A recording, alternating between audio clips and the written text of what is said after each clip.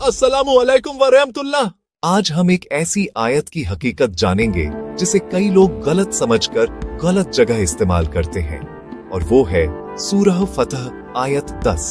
बहुत से लोग कहते हैं नबी से बैत खास अल्लाह से बैत, तो मुर्शिद से बैत भी अल्लाह से बैत है। क्या वाकई ऐसा है?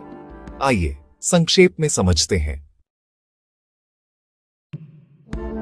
अल्लाह फरमाता है, जो लोग आपसे बैत करते हैं वो दरअसल अल्लाह से बैत करते हैं, उनके हाथों के ऊपर अल्लाह का हाथ है। असल पस ए मंजर।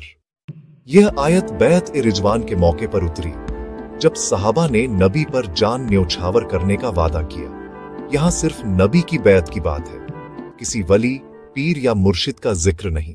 पार्ट 3, गलत इस्तेमाल। कुछ लोग इस आयत को पकड़कर कहते हैं कि मुर्शिद से बैत भी अल्लाह से बैत है।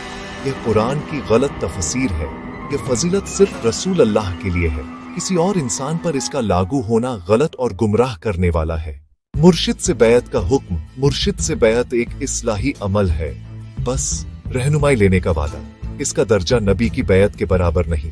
इसमें कोई इलाही गारंटी या अल्लाह की तरफ से वादा नहीं होता। क्या मुर्शिद का हाथ अल्लाह का हाथ है? हरगिज नहीं। आयत का मतलब है कि अल्लाह की मदद और रजा नबी की बैत पर थी। ये मजाजी इबारत है। इसे मुर्शिद पर लागू करना गलती और गुलू है। हकीकी तसव्वुफ, असली तसव्वुफ सिखाता है नफ्स की इस्लाह, अल्लाह की तरफ रुझान, सुन्नत की पाबंदी मुर्शिद रहनुमा है, मकसूद नहीं।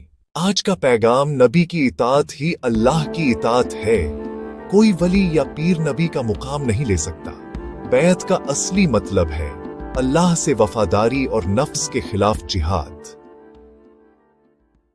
अगर यह बातें आपको पसंद आई हो तो इसे शेयर करें ताकि लोग कुरान की असल हिदायत को जान सकें, और ऐसी इल्मी और रूहानी वीडियो के लिए चैनल को जरूर सब्सक्राइब करें। जज़ाकुमुल्लाहु खैरन।